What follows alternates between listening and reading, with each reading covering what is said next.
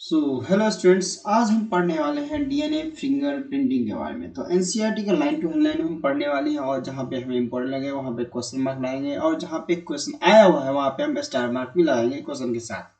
तो हम एनसीईआरटी का लाइन टू लाइन पढ़ना स्टार्ट करते हैं डीएनए फिंगरप्रिंटिंग का। तो आज का हमारा ये 10वां लेक्चर होगा, ये आज हमारा लास्ट लेक्चर होगा इसका, मल्टीपल बेसिस ऑफ इनहेरिटेंस का।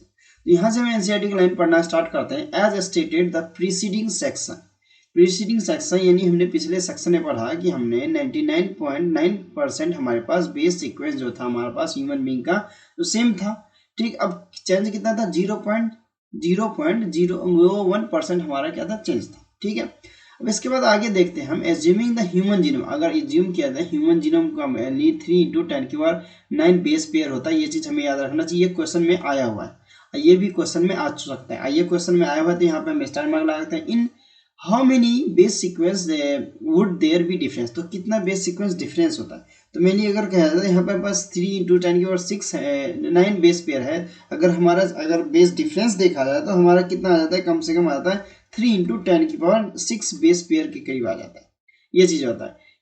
It is this difference in sequence of DNA which make very individual unique in their phenotypic. अब फिनोटाइपिक हमारा क्या होता है? हमने फिनोटाइपिक को जेनेटिक्स में पढ़ा है। फिनोटाइपिक अपीयरेंस होता है हमारा, it one aims to find out genetic difference between two individuals. अगर हमारा उसका एक एम मुद्दा होता है, मतलब एक एम होता है कि अगर हमारे पास दो इंडिविजुअल हैं, दोनों के बीच क्या मतलब हम जेनेटिक डिफरेंस ढूंढते हैं मेनली। ठीक है, बिटवीन टू इंडिविजुअल्स के बीच में हम जेनेटिक डिफरेंस ढूंढते हैं। Among individuals of a population, जैसे हमारे पास पॉपुलेशन में भी ऐसे ढूंढते हैं। Population sequencing the DNA every time would be a daunting and expensive task। अब ये काफी ज्यादा एक्सपेंसिव टास्क होता है। ठीक है, मतलब काफी ज्यादा महंगा होता है। अगर डीएनए तुम चेक करवाने जाओ या डीएनए मतलब फिंगरप्रिंटिंग जो होता है, अगर ऐसे करवाते हैं, जैसे ये मेनली क्राइम सीन पे जैसे सीआईडी हो गया, सीबीआई वाले, पुलिस वाले सब करवाते हैं डीएनए। जैसे किसी क्रिमिनल को पकड़ना हो तो मेनली इसके लिए किया था डीएनए फिंगरप्रिंटिंग का इस्तेमाल। ठीक है, तो जैसे imagine trying to compare two sets of, जैसे कंपेयर करा जाए, जैसे टू सेट्स ऑफ हमारे पास क्या है? बेस पेयर्स है हमारे पास क्रोमोसोम्स के। ठीक है, तो 3 × 10⁻⁴ हमारे पास 6 बेस पेयर्स आ जाता है मेनली। ठीक है, तो ये चीज हमें याद रखना चाहिए कि हमारे पास कितने आ जाते हैं। तो ये बेस पेयर हमें याद रखने हैं। अब सीक्वेंस में किस हिसाब से पूछा जाता है वो चीज हमें ध्यान रखना है। तो DNA fingerprinting is very quick way to compare the DNA sequence. अब ये बहुत इजी तरीका है मतलब डीएनए को कंपेयर करने का। यानी एक दो हमारे पास दो पर्सन है, हमारे पास पर्सन 1 पर्सन 2। ठीक है, इन दोनों के बीच में हम डीएनए फिंगरप्रिंटिंग को कंपेयर करके इजीली बता सकते हैं कि कौन क्रिमिनल है हमारे। ठीक है, जैसे क्राइम सीन पे तो मेनली यही करते हैं ना, वहां से फिंगरप्रिंटिंग उठा के चेक करवाते हैं, और जो हम बेसिस पे हमें जितने सस्पेक्ट होते हैं उसका फिंगरप्रिंटिंग लेके उनको चेक किया जाता है, मैचिंग की जाती है। ये चीज हम देखते हैं इसमें। तो DNA fingerprinting involves identifying the difference in some specific region of DNA is called repetitive DNA. अब देखो स्पेसिफिक डीएनए होता है, यानी एक फिक्स डीएनए होता है हमारा सबका। ठीक है, जैसे फिंगरप्रिंटिंग होती है, फिंगरप्रिंटिंग तो चेंज नहीं हो पाएगा। ठीक है, डीएनए इसलिए कहा गया फिंगरप्रिंटिंग इन्वॉल्व होता है हमारा आइडेंटिफाई करने के लिए, पहचान के लिए कि किसी में डिफरेंस कितना है। अब सबकी फिंगरप्रिंटिंग अलग होती है। ठीक है, तो उस हिसाब से इसी को हम क्या कहते हैं? रिपीटेटिव डीएनए कह देते हैं। ठीक है, तो because in this sequence A small stretch of DNA is repeated many time. अब कभी कल क्या होता है? स्मॉल कभी कल स्मॉल थोड़ा सा स्ट्रेच हो जाता है, रिपीटेड मेनी टाइम्स बहुत टाइम से होता है, तो बार बार चेक किया जाता है। कभी कल मैचिंग मतलब नहीं मिलती है तो बार बार चेक करते हैं। इसका मतलब ये है। आइए हम देखते हैं। ठीक है, these repetitive DNA are separated from bulk gene. अब इस रिपीटेटिव डीएनए को किससे अगर मान लिया इसे डिफ्रेंशिएट किया जाता है तो बल्क जीनोमिक डीएनए जो होता है उसको डिफरेंट लेवल पे, यानी कि उसको और ज्यादा डेंसिटी सेंट्रीफ्यूजन प्रोसेस यूज किया जाता है, जिससे क्या होता है छोटे लेवल से ना थोड़ा और बड़ा करके जूम कर, जैसे जूम करते हैं ना कोई चीज देखने के लिए इजिली दिख जाए, तो वैसे डीएनए फिंगरप्रिंटिंग में भी किया जाता है वैसे। तो ड्यूरिंग डेंसिटी ग्रेडियंट कन्फिगरेशन, तो ये चीज भी हमें याद रखना चाहिए। ठीक है, अब यहाँ पे रिपीटेटिव डीएनए क्या होता है ये भी हमें याद रखना है। The bulk DNA from the major peak, the other and small peaks are referred to as satellite। अब स्मॉल पीस वाले को सैटेलाइट डीएनए कह देते हैं हमारे पास। मेनली ये चीज भी हमें याद रखना चाहिए। Depending on the base composition, जैसे मेरे पास जी और टी है, जी और टी ज्यादा है और जी और सी क्या है मेरे पास? रिच है, मतलब रिच है, ये है दोनों ही रिच है। तो लेंथ, ये मेनली लेंथ देगी जाती है। मैं अगर डायग्राम दिखाऊँ ना तो इसका डायग्राम यहाँ पे हमें दे रखा है नेक्स्ट पेज पे, तो यहाँ पे हम देख सकते हैं यहाँ पे डीएनए। तो इस डायग्राम को हम अच्छे से समझेंगे। पहले हम यहाँ पे पॉइंट पढ़ लेते हैं क्या क्या दे रखा है हमारे को, ठीक है। तो ये हमें लेंथ दे रखा है। अब ए और टी तो मैं जानती हूँ क्या है, जी और सी क्या है पता ही है तुम्हें, हमने पिछले लेक्चर में पढ़ा है। आप लोगों ने नहीं देखा है तो डिस्क्रिप्शन में लिंक दे रखा है, आप जाके देख सकते हो। हमारा पिछला चैप्टर है, नहीं अभी हमारा छठा चैप्टर है, 5वें चैप्टर में भी। And the number of reproductive unit the satellite DNA is classified into many category। अब satellite DNA की अब बहुत सारे होते हैं ना कैटेगरी बन जाते हैं हमारे पास। अगर देखें तो इस पूरे बॉक्स होता है हमारा, इस टाइप का बॉक्स होता है मेनली। अगर यहाँ पे हम डालते हैं तो यहाँ पे क्या होता है, पूरा सर्टिफिकेट हो गया हमें एक्सटीड करके दिखा देता है। अब मैचिंग होती है इसी से, हमें 2 स्लाइड लिया जाता है, एक क्रिमिनल का मान लिया, एक क्रिमिनल का ले लिया, एक हमें जो नॉर्मल पर्सन है इसके उसका ले लिया, यानी कि सस्पेक्ट का ले लिया हमने मेनली पहचानने के लिए, तो ऐसे लिया जाता है। तो सच माइक्रो सैटेलाइट्स और मिनी सैटेलाइट्स होते हैं। माइक्रो सैटेलाइट्स, माइक्रो होते हैं हमारे माइक्रो सैटेलाइट्स का मतलब छोटा, मिनी और से भी छोटा हो गया। तो सैटेलाइट्स किसके थे, सैटेलाइट्स हमारे होते हैं जो क्रोमोसोम के ऊपर लगे होते हैं मेनली हमारे पास। This sequence normally do not code for any protein. ये सीक्वेंस मेनली कोड नहीं करते हैं किसी भी चीज को, ठीक है, प्रोटीन्स को mainly, but they form a large protein of human. लेकिन क्या करते हैं, लार्ज प्रोटीन ह्यूमन बना देते हैं, जिससे हम प्रोटीन जो ह्यूमन बींग का हो जाता है, हमारा जो क्रोमोसोम होता है उसके प्रोटीन को लार्ज करके इनलार्ज करके दिखाते हैं मेनली ह्यूमन जीनोम को। तो this sequence show the high degree of polymorphism. तो इसकी हाई डिग्री पॉलीमॉर्फिज्म होता है। तो and from the base DNA fingerprint, the base DNA fingerprint कुछ खास बात नहीं लिखेगी, उसी प्रोसेस को पूरा बताया गया। तो since DNA from every tissue such as, जैसे हमारे पास ब्लड, अब देखो डीएनए टेस्ट कैसे कहता है, तुम्हारे नाखून से, तुम्हारे हेयर से, तुम्हारे ब्लड से, तुम्हारे स्किन का कोई भी चीज हो गया, थूक हो गया, सलाइवा हो गया, यहाँ लिखा हुआ hair follicle, skin, bone, saliva, sperm, किसी भी चीज से हमारे क्या करते हैं, तुम्हारे बॉडी का कोई भी पार्ट हमें छोटा सा ही मिल जाएगा, उससे क्या कर सकते हैं, डीएनए फिंगरप्रिंटिंग चेक कर सकते हैं, मेरे डीएनए का पता कर सकते हैं फ्रॉम एनी इंडिविजुअल। जैसे सीआईडी में क्या होता है, ऐसे ही होता है ना, बाय चांस क्या होता है, उनका फिंगरप्रिंटिंग ले लेते हैं, उनका बाल ले लेते हैं, या सलाइवा होता है, कोई भी चीज़ ले लेते हैं, इसे पता कर लेते हैं, सस्पेक्ट होता है तो चोरी छुपे ले लेते हैं सीआईडी वाले, तो ऐसे चेक कर लेते हैं, फिर पता चलता था, फिर रंगे हाथ ऐसे ही जाके पकड़ दबोच लेते हैं। So the same degree of polymorphism they become very useful identification tool in forensic application. Doctor सालू के जो सीआईडी में है उसका देख सकते हो, अगर सीआईडी अच्छा लगता है तो देख सकते हो, 2-3 एपिसोड देखोगे तो कि कैसे चेक किया था, बहुत कुछ सही होता है, बहुत कुछ गलत होता है वहाँ पे।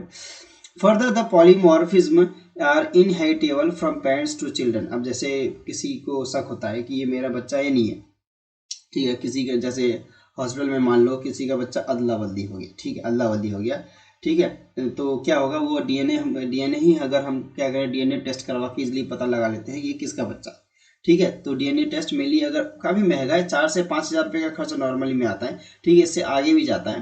तो डीएनए फिंगरप्रिंटिंग ये काफ़ी ज़्यादा महंगा हो जाता है। DNA fingerprinting is the basis of paternity testing. Paternity testing का मतलब होता है कि माता, इस बच्चे का माता पिता वही है सच में क्या नहीं है, ये चीज़ चेक किया जाता है, ठीक है। इसके बाद हम आगे देखते हैं कि एज पॉलीमॉर्फिज्म, अब पॉली का मतलब ये बहुत सारा होता है, ठीक है। Polymorphism in DNA sequence is basis of genetic mapping of human genome. अब ह्यूमन जीनोम की जेनेटिक मैपिंग की जाती है डीएनए फिंगरप्रिंटिंग के through. It is essential that understand the word DNA polymorphism means the simple terms. Polymorphism इसलिए use किया गया है, इसलिए सिंपल सा टर्म यूज किया गया पॉलीमॉर्फिज्म।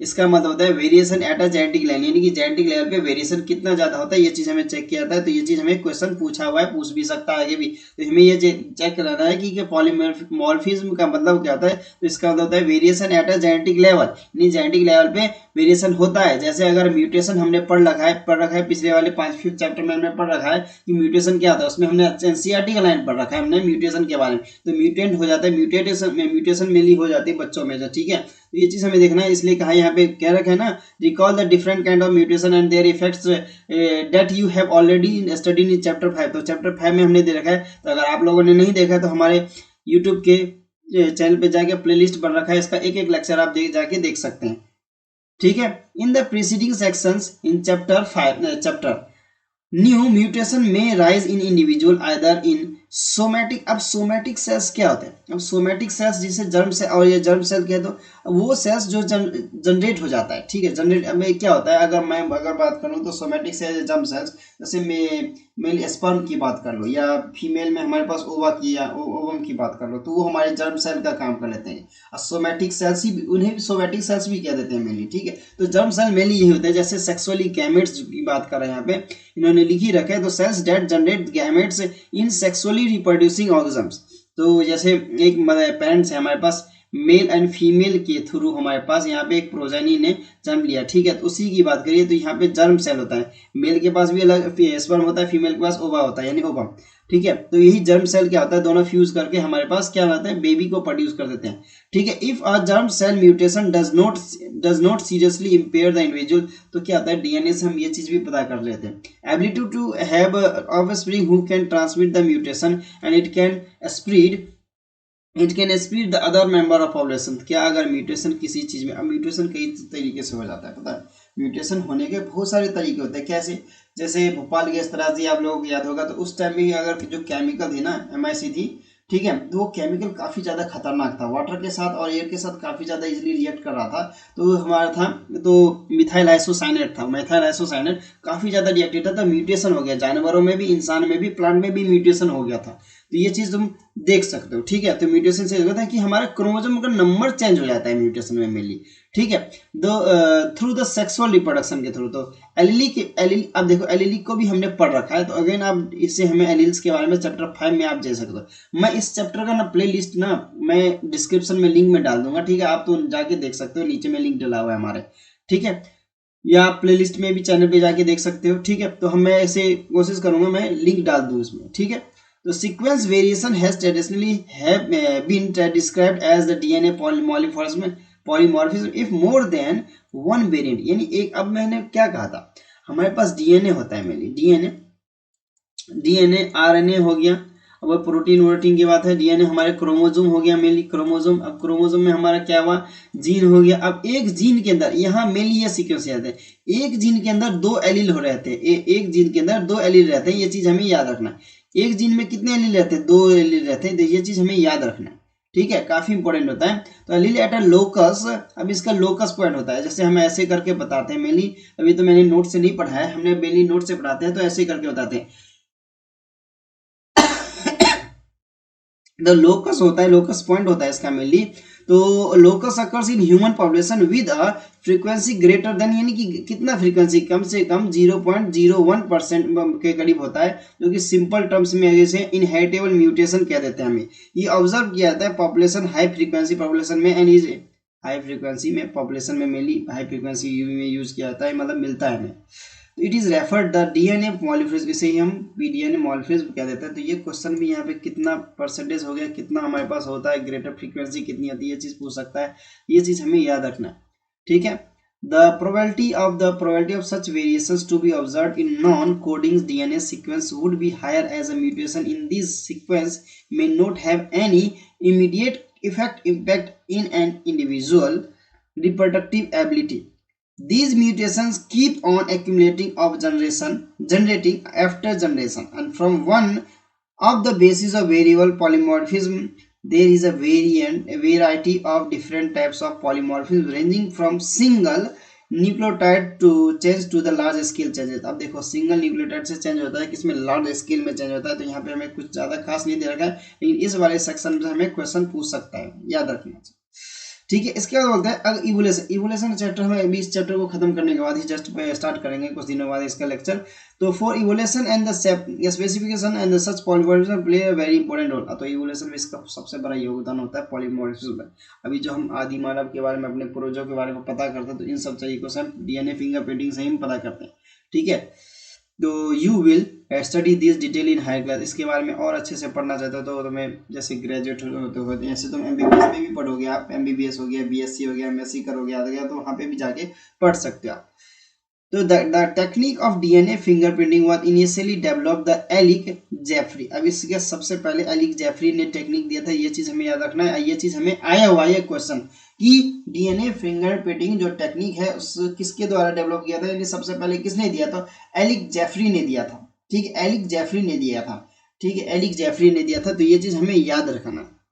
तो ही यूज्ड, हमारे इंडिया में भी अगर कहा जाए ना, तो सबसे पहले हमारे इंडिया में ही हुआ था, कोलकाता में हुआ था। अभी मुझे दो साइंटिस्ट थे, उन दो साइंटिस्ट का नाम याद नहीं आ रहा, लेकिन फॉरेंसिक डिपार्टमेंट के दोनों डॉक्टर थे वो, ठीक है, उन्होंने सबसे पहले किया था काम, ठीक है। तो वो चीज़ उनका नाम नहीं दे रखा है अभी यहाँ पे, हमें मुझे याद नहीं है मिली, तो हमें इसे रखते हैं यहीं पर। इसके बाद हम आगे चलते हैं हमारे पास। अब देखो यहाँ पे एक प्रोसेस होता है हमारे पास, VNTR प्रोसेस। ये VNTR प्रोसेस है हमारे पास, यहाँ पे क्वेश्चन काफ़ी ज़्यादा आ रखे हैं, तो हमें इसे याद रखना चाहिए। He used a satellite DNA as probe that so very high D. अब प्रूव क्या होता है, मैं स्पेशली प्रूव बताने वाला हूँ क्या होता है। एक सिंथेटिक डीएनए फ्रेगमेंट होता है, अभी मैं बताऊंगा। High degree of polymorphism it is called as is a variable number of tandem repeat. अब वी एन टी आर इसका शॉर्ट फॉर्म होता है, तो हमें फुल फॉर्म भी याद रखना है, variable number of tandem repeats. Variable मतलब चेंजेस होते हैं अलग अलग से, ठीक है। तो हमारे पास ये मेनली होते हैं। अब देखो मतलब प्रोब जो होता है ना हमारा क्या होता है, सिंथेटिक डीएनए फ्रेगमेंट होता है, ये रेडियो एक्टिव होता है मेनली। एक तरह से अगर मैं यहाँ लिख दूँ इसके बारे में, जैसे प्रोब के बारे में, यहाँ पे प्रोब होता क्या है, तो हमारा क्या होता है इसमें लिखता हूँ, तो मैं लिखता हूँ सिंथेटिक डीएनए फ्रेगमेंट होता है हमारा, ये फ्रेगमेंट होता है। इसके बाद लिखो तो it is radio active. Radio active probes help in identification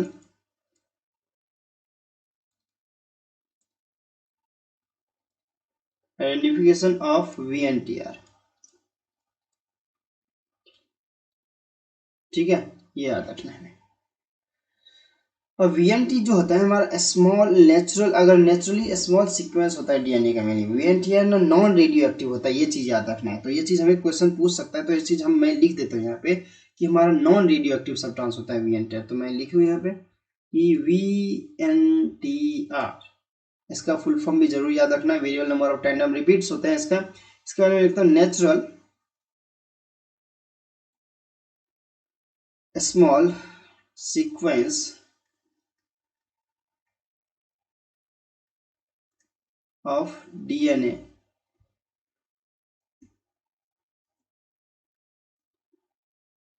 VNTR is non radioactive।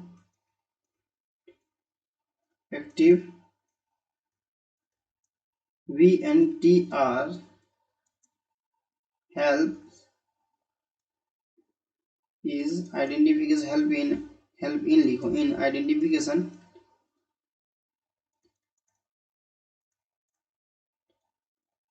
of person, किसी पर्सन के आइडेंटिफाई करने के लिए यूज किया जाता है वीएनटीआर टेक्निक। एक तरह का हमारा टेक्निक ही है। तो the technique you as use earlier involve the southern blot. अब सॉर्थन ब्लॉट चीज है ना काफी ज्यादा इंपॉर्टेंट है, relation using the radio labelled VNTR as a probe included. अब देखो मेनली हमें कुछ चीज इंक्लूड किया गया। आइसोलेशन ऑफ डीएनए, आइसोलेट कर देना हमें आइसोलेशन ऑफ डीएनए। सेपरेटली लेना है कि digestion of DNA by restriction endonuclease enzyme का। हम अब देखो इसका ना हम ये अभी जो पढ़ रहे हैं ना काफी चीजें, जब हम बायोटेक पढ़ेंगे, एक काम करता हूँ मैं ना इस चैप्टर के बाद मैं बायोटेक ही स्टार्ट करता हूँ, सबसे बेहतर रहेगा, ठीक है, इजीली समझ आ जाएगा तुम्हें बायोटेक स्टार्ट करूंगा तो इस हमें डाइजेशन ऑफ रिस्ट्रिक्शन इंडोन्यूक्लियोज का काम ही होता है हमारा क्या। अब इसको डीएनए में हेल्प करता है, अब डीएनए की कटिंग हो गया उसमें हेल्प कर देता है, हमें सेपरेट करने में हेल्प करता है। तो separation of DNA fragments is electro. अब क्या होता है डीएनए के जो होता है ना, हमने कटिंग कर दी सब कुछ कर दिया, ठीक है, इसके ग्रुप को, तो अब क्या हो गया उसके फ्रेगमेंट्स को अलग अलग करके उसको पूरा दूर दूर तक फैला के दिखाता है, इजिली हमें दिखा देता है, जिससे पता चल जाता है इजिली। इसके बाद ट्रांसफरिंग यानी जिसे हम ब्लॉटिंग कहते हैं। अब separated DNA fragment to the synthetic membrane such as nitrocellulose, एक नायलॉन कलर का मतलब ऊपर से हम कुछ चढ़ा देते हैं, ठीक है। इसके बाद अगर मैं बोलूँ तो हाइब्रिडेशन यूजिंग लेवल वीएनटीआर प्रोब यूज किया जाता है। इसके बाद आगे हमारा होता है detection of hybrid DNA fragments by autoradiography. अब ऑटो का मतलब क्या होता है, अपने आप यानी सेल्फ। ये सिस्टमेटिक रिपीटेशन होता है अपने आप फिंगरप्रिंटिंग का, जिसे हमें डायग्राम 6.16 में दिखाया गया। जैसे यहाँ पे हमें अगर देखें तो हमारे पास ये चीज दिखाया गया है इस डायग्राम में। तो ये पास हमारे पास डायग्राम है, मेनली ये हमारे पास डायग्राम जैसे, ये डायग्राम किसका है, जैसे पेरेंटल क्रोमोसोम है मैटरनल क्रोमोसोम है, दोनों का। देखो क्रोमोसोम नंबर 7 और क्रोमोसोम नंबर 7। अब हमारे पास क्या था, डीएनए फ्रॉम इंडिविजुअल ए का लिया, इंडिविजुअल बी का लिया, ठीक है। अब मैचिंग किसके साथ, ये क्रोमोसोम नंबर 2 हो गया, 2 हो गया, 16 हो गया, 16 हो गया। ये चीज मेनली क्या देता है, मेनली यहाँ पे तो ये हमारा सीक्वेंस ये रही हमारा, ये एम्पलीफाइड किया गया है, इसको एम्पलीफाई किया गया मेनली कि सेपरेट किया गया सारे सेल को ना, ये सेपरेट किया गया जेल इलेक्ट्रोफोरेसिस से, ठीक है। तो ये चीज किया गया हमारे पास। इसके बाद हम अभी पॉइंट पढ़ लेते हैं एनसीईआरटी का, फिर देखेंगे इसको। तो हमारे पास ये होता है तो VNTR belongs to a class of satellites DNA referred to as mini satellites mainly, and जो कि हमारा स्मॉल DNA सीक्वेंस जो अरेंज कर लेता है, हमारा टेंडमली रिवीज करता है, जिसमें बहुत सारे क्या होते हैं, नंबर होते हैं, मतलब कॉपी और नंबर होते हैं किसके, क्रोमोसोम्स के। The copy number varies from chromosomes to chromosomes in an individual. सबके अलग अलग हो सकते हैं, ऐसे कुछ नहीं कि सबके एक जैसे, नंबर अलग अलग हो सकते हैं, लेकिन मेनली हम किसके साथ मैच करें वो मेनली देखा जाता है। तो number of repeat show the very high degree polymorphism, as a result the size VNTR के। अब इसका साइज कितना होता है, अगर साइज की बात करें तो 0.1 से लेके 20 KB तक साइज होता है। Consequently, after hybridization, the VNTR probe, the autoradiogram gives many bands of the, अब bands क्या होता है, जैसे सीक्वेंस में हमने बैंडिंग लगाई ना, सीक्वेंस में हमें, तो वो बैंड्स कहलाते हैं। These bands give the characteristic pattern, अब यही पैटर्न कहलाते हैं हमें DNA के, and it differ, अब ये सबके अलग अलग भी हो सकते हैं, इंडिविजुअल से इंडिविजुअल डिफर करता है ये। Population expect in case of monozygotic, अब मोनोजाइगोटिक क्या होता है, मोनो का मतलब सिंगल होता है, ठीक है, जाइगोटिक आइडेंटिकल, जिसके आइडेंटिकल ट्विंस के क्या होते हैं, उसका सेम भी हो सकते हैं, ठीक है, अलग भी हो सकते हैं। तो sensitivity of the technique has been increased by the polymerase chain reaction, जिसे हम PCR कहते हैं। PCR के बारे में हम अब और भी अच्छे से पढ़ेंगे, हम किसमें, बायोटेक जब पढ़ेंगे तो चैप्टर 11 में मिली पढ़ेंगे, तो वो भी चैप्टर मैं इजिली करवा दूंगा, अभी स्टार्ट कर दूंगा कुछ दिनों में। Consequently, the DNA from a single cell is enough to form the DNA fingerprinting analysis. In addition to application of forensic science, it has a much wider application such as the determining the population genetic diversities. Currently many different probes are used in genetic fingerprint, तो अलग अलग probes हमारे पास use किए जाते हैं इसके लिए। तो हमारे पास इस डायग्राम को थोड़ा अच्छे से देख लेते हैं। जैसे हमारे पास यहाँ पे दिया गया है, हमारे पास सबसे पहले पहले डायग्राम, तो number of short tandem repeat दिया गया, जैसे हमारे पास क्रोमोसोम 1 से लेकर 11 तक दिया गया। अब हमारे पास ये सीक्वेंस कुछ दिया गया, इसी को क्या गया, एम्पलीफाई करके हमें दिखाया गया, ठीक है।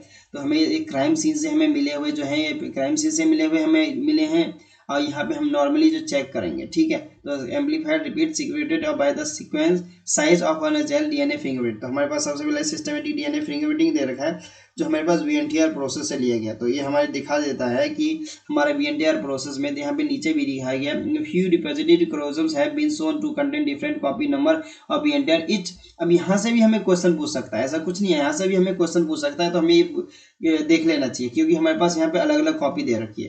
Understanding different colour scheme has been used to trace the origin of the band to in the gene. The two alleles, हमारे पास दो alleles दे रखे हैं पेरेंटल के, एक पैटर्नल एंड मैटरनल के, ठीक है। Chromosomes also contain different copy number VNTR.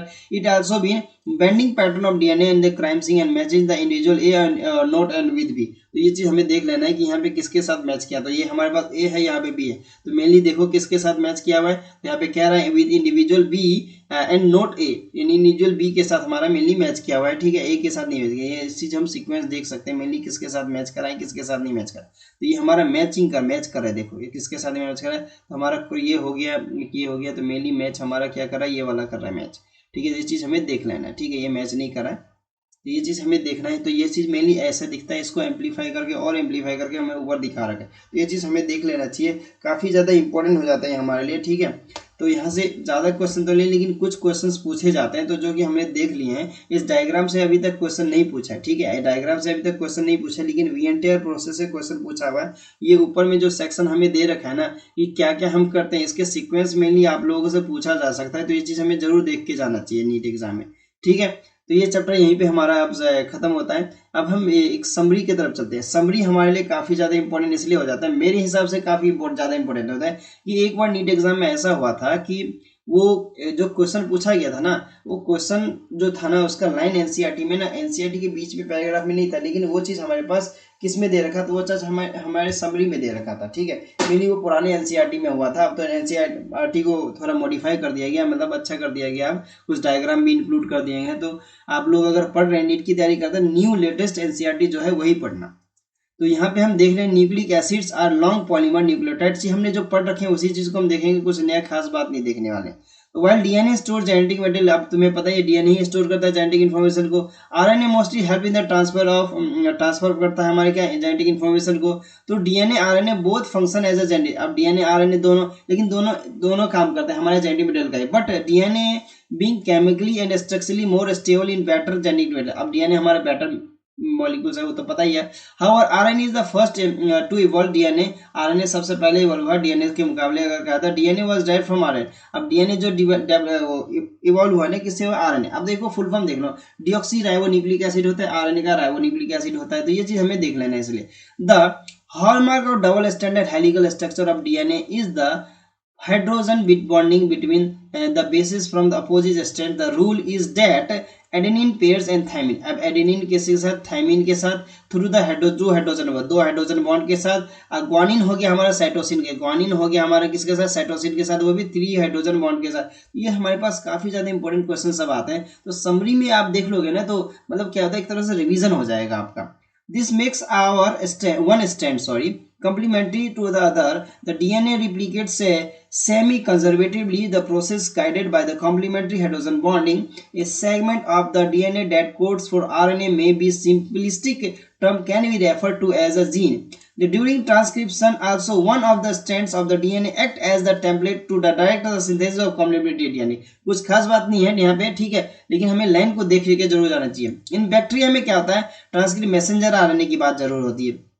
इन functional, अब मैसेंजर आरएनए काफी ज्यादा फंक्शनल होता है क्योंकि मैसेज को ट्रांसफर करता है मेनली हमारे पास, हमने देखा अभी था ये, ठीक है। Hence can be directly isolated in. अभी देखो यूकैरियोट्स की बात अलग होती है, प्रोकैरियोट्स की बात अलग होती है। तो यूकैरियोट्स में द जीन स्प्लिट, जीन क्या होता है, टूटता है। द कोडिंग सीक्वेंस में हमारे एक्सॉन्स और इंट्रॉन्स होते हैं मेनली, ये हेल्प करते हैं हमारे पास। Interrupt the non coding sequence introns, introns are remove, introns बाद में रिमूव होता है, लेकिन एक्सॉन आगे जाके मतलब ज्वाइन रहता ही है वो आगे तक। To produce the functional RNA हमारे पास जो करता है वो हमारा कौन सा होता है, मैसेंजर आरएनए होता है। The messenger RNA contain the base sequence and that are read to in the combination of three यानी थ्री कहा जाता है, यानी ट्रिपलेट जेनेटिक कोड हमारे। जैसे अगर हम जैसे स्टार्टिंग कोड जैसे AUG कहा जाता है, तो ये क्या होता है, ट्रिपलेट, यानी कि 3 कोड लिया गया ना, इसलिए ट्रिपलेट कोडन कहा गया। तो यहाँ से हमें एक क्वेश्चन देख लेना चाहिए, आ भी रखा है यहाँ से। ऐसे तो हमने पढ़ रखा है अच्छे में, आप लोग लेक्चर प्लेलिस्ट में जाके एक एक लेक्चर एक एक करके अच्छे से पढ़े, काफी अच्छे से समझ आएगा आपको, ठीक है। अब यही कहता है to code the amino acid and the genetic code read again and principle. अब ये काम लगातार चलता रहता है, ऐसे बैक टू बैक चलता रहता है अपना। तो transfer RNA act as adapter molecule, transfer RNA हमारा अडेप्टर मॉलिक्यूल का काम करता है। There are specific transfer RNA for every animal. अब जितने भी हमारे पास अडेप्टर होते हैं ना, अब हम ट्रांसफर मॉलिक्यूल हमारे अडेप्टर का काम करता है। जितने भी हमारे पास अमीनो एसिड है सबके लिए ट्रांसफर आरएनए अलग होता है, हमारे पास अलग अलग होता है। तो ट्रांसफर आरएनए बाइंड्स करता है स्पेसिफिक हर एक अमीनो एसिड के साथ, और उसे एक एंड से लेके दूसरे एंड तक हमें लेके जाता है, मैसेंजर आरएनए तक पहुंचाता है उसे, जैसे एंटीकोडॉन्स मेनली हो कह देते हैं। द साइट ऑफ ट्रांसलेशन यानी प्रोटीन सिंथेसिस की बात होती है, यानी राइबोसोम्स की विच में bind to the messenger RNA और provide the platform the joining of amino acids. One of the messenger RNA ribosomal RNA act as catalyst. अब देखो राइबोसोमल आरएनए हमारे एक तरह से कैटलिस्ट का काम करता है, ये चीज हमें देख लेना चाहिए। तो ये चीज हमने अगर यहाँ पे हमें एक एक लाइन में देकर रखा है, यहाँ पे कंप्लीटली अगर समझ ना आए ना आए, लेकिन हमने जो लेक्चर करवा रखा है ना उसमें आपको अच्छे से समझ आएगा, तो वो जरूर आप देखें। which is an example RNA enzyme यानी RNA enzyme। अब RNA enzyme यानी राइबो एंजाइम की बात करते हैं। तो translation is a process that has evolve the RNA, जो इंडिकेट करता है लाइफ में, लाइफ बिगिन होती है इसकी RNA की। एंड ट्रांसक्रिप्शन एंड ट्रांसलेशन, अब देखो ट्रांसलेशन प्रोसेस काफी ज्यादा इंपॉर्टेंट होता है, तो हमें जरूर देख लेना चाहिए। Expensive process they are tightly regulated, regulation of transcription is primary step for the. अब देखो जो ट्रांसक्रिप्शन प्रोसेस हमारा सबसे पहला प्रोसेस है, मतलब सबसे प्राइमरी प्रोसेस कहा जाता है उसको। अब द जीन एक्सप्रेशन के लिए इन bacteria more than one gene is arrange together and regulated in units called, जिसे हम ऑपरेंट कहते हैं, यानी अब ऑपरेंट कहते हैं। अब लेक का मतलब कहता है लैक्टोज होता है, लैक्टोज ऑपरेंट यानी, ठीक है। इसके मतलब क्या होता है, छोटे छोटे जैसे गुच्छे बने होते हैं ना, सीक्वेंस में बने होते हैं, उसकी बात कर रहा है मेरी। तो operon in bacteria which codes for genes responsible metabolism of lactose. The operon is regulated by the amount of lactose in the medium where it is bacteria are grown. अब कौन से मीडियम में ग्रो हुआ है वो चीज भी हमें आप जरूर लेक्चर जाके देखिए, ठीक है। मैं तो यही कहूंगा, आप रेफरेंस यही दूंगा कि आप हमारा प्ले लिस्ट में जो लेक्चर है ना हमारा लेक ऑपरेंट का भी है, काफी अच्छे से मैंने बना रखा है, वो आप जाके जरूर देखें। Therefore, the regulation can be viewed as a regulation of enzyme synthesis by its substrate. अब आते हैं हम कुछ नहीं, अब ह्यूमन जीनोम की बात आती है। यहाँ इस सेक्शन में से तो काफी कम क्वेश्चन पूछे जाते हैं, जो बताया गया हमें, ठीक है, चाहे ह्यूमन जीनोम हो या फिंगरप्रिंटिंग हो, ठीक है। तो human genome project was mega project that aim to sequence every base in human genome. This project was yielded much new information, many new areas, avenues have opened up as as a sequence that product the project DNA fingerprinting is a technique to find the odd variation in individuals of a population at DNA level. It works on the principles of polymorphism of DNA sequence. कुछ खास बात नहीं है यहाँ पे, ठीक है। तो ये चीज़ हमें जरूर देख के जाना चाहिए। तो यहाँ पे हमारा एनसीईआरटी खत्म होता है, मतलब हमारा क्या मॉलिक्यूलर बेसिस हो गया। यहाँ से हम अब अगला जो लेक्चर होगा हमारा वो हो जाएगा हमारा बायोटेक का हो जाएगा, बायोटेक का हो जाएगा हमारा, बायोटेक का। तो ये चीज़ हम देखने वाले, स्टार्ट करने वाले बायोटेक, ठीक है। जल्दी में स्टार्ट कर देंगे इसको भी। तो